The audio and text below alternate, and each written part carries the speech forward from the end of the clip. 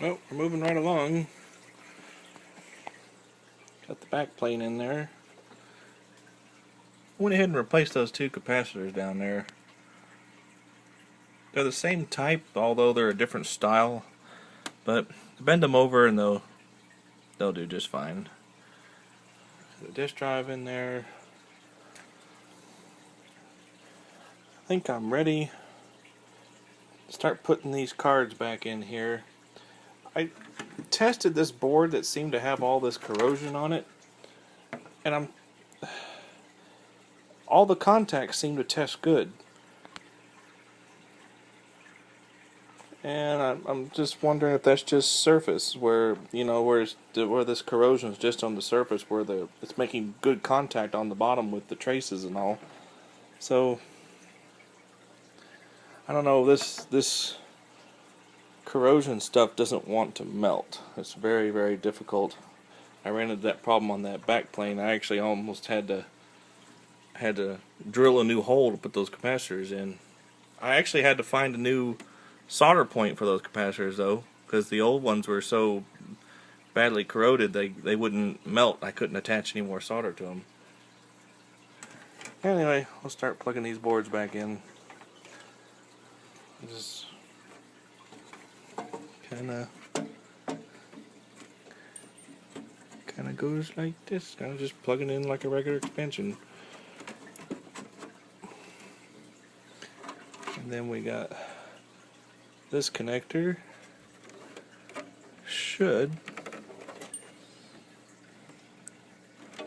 Oh, that was the wrong board. Gosh darn it. That's the floppy controller. I need the CPU board. Here we are. That goes in the slot 1.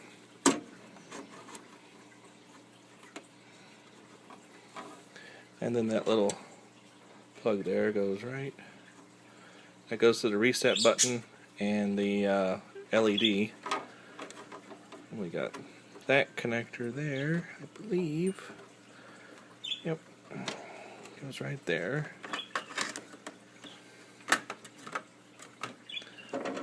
I got these numbered. Yep, this one's number 2.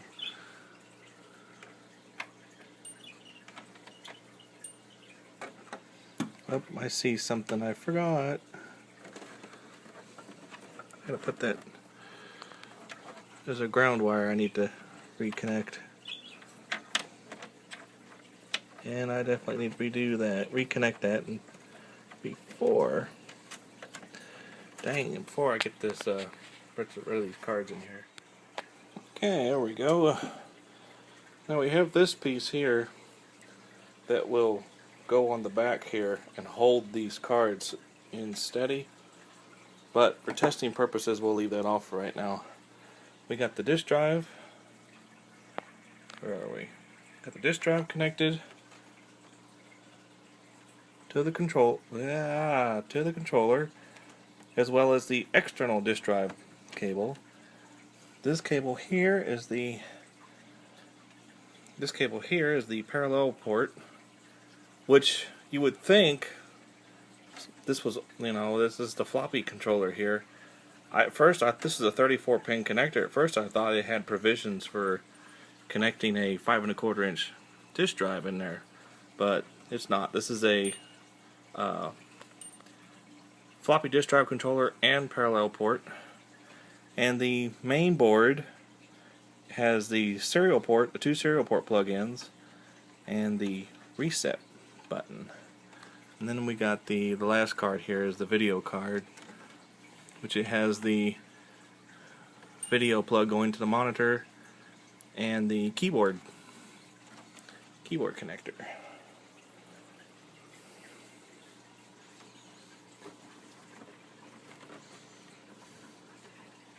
We'll worry about cable management later, because this was tied up like that, and these cables here, they were tied here, kind of running like that. Alright,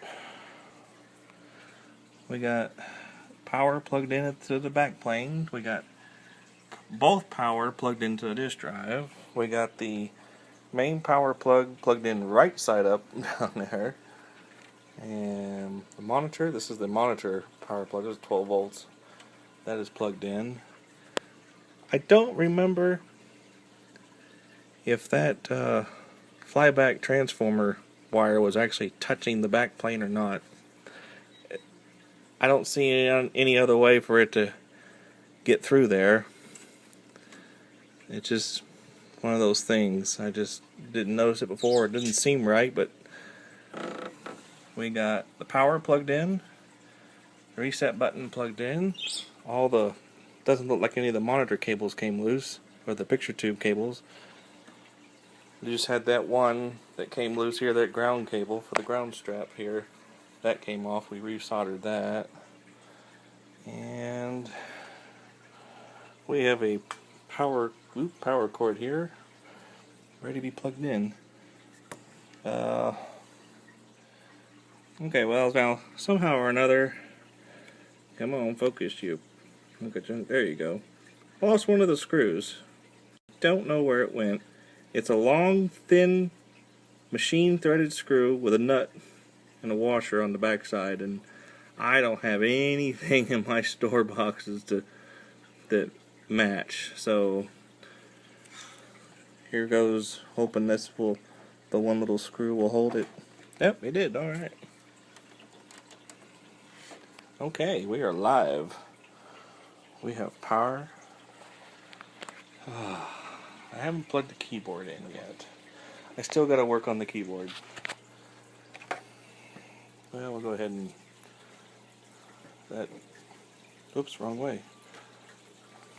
Go ahead and plug that disc in there just for humor. Still working on the keyboard. Problem I'm having is the keys aren't sticking to the post there. So when you put the spring on there, the spring pops the key off. So I gotta figure that out. Anyway, alright. Okay, nothing's touching. I'm gonna give it power. Alright, red light. Disk drive spun up. Oh, look at there! Boot error. Now that is more than I got before. A lot more than I got before.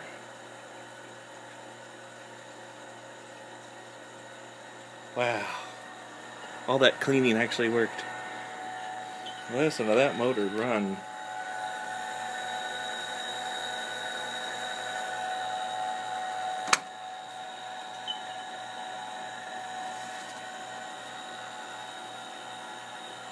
Yeah, that motor turns all the time. Because it's running off AC power.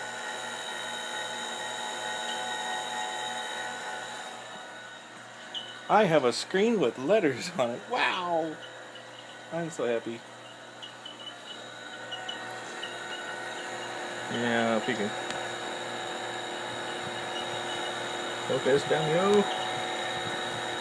It's not gonna focus. How about a light? Yeah, there it is. Yeah, see, the disk drive spins all the time. There's our fan.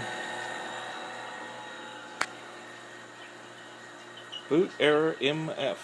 The screen is flickering. I don't know what that's all about.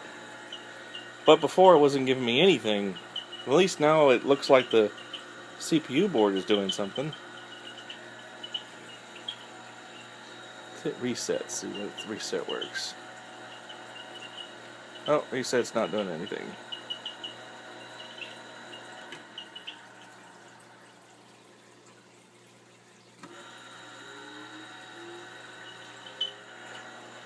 Well, now I gotta figure out what a boot MF error is.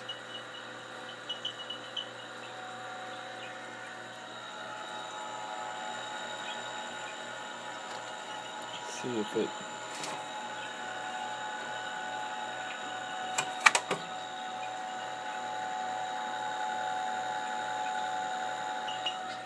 Yeah, the disk drive's not trying to read it. Not trying to read the disk.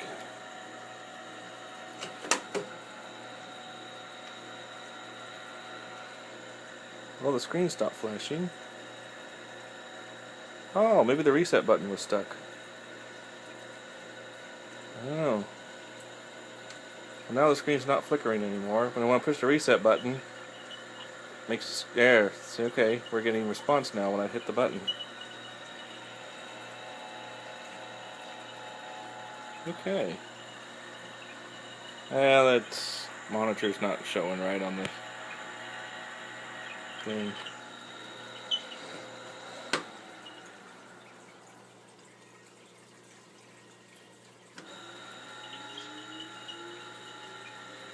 Yeah, the disk drive light is not coming on.